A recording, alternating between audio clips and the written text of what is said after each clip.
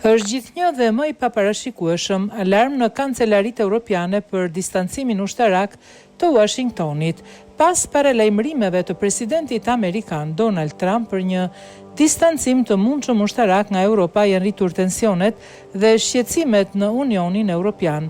Sipas La Repubblika, shqetësimet janë të mëdha jo vetëm për zhvendosjen e trupave amerikane drejt indo-paqësorit, por edhe për reduktimin e mbështetjes ndaj Ukrainës.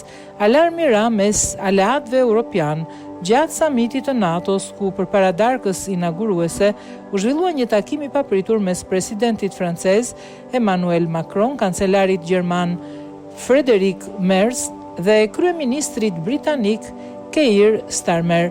Edhe pse kriza iraniane ishte në qendër të diskutimeve, vëmendja u përcaktua në kërcënimet e nënkuptuara që vinin nga shtëpia e bardhë. La Repubblika shkruan se sjellja e paparashikueshme e Trump po shndrohet në një krizë eksistenciale për leadershipin europian.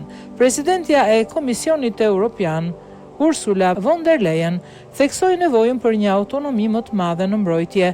Deri në vitin 2030 duhet të kemi gjithçka që na nevojitet për një pengesë të besueshme, duhet jemi gati të largohemi nga zona jonë e ratista ajo.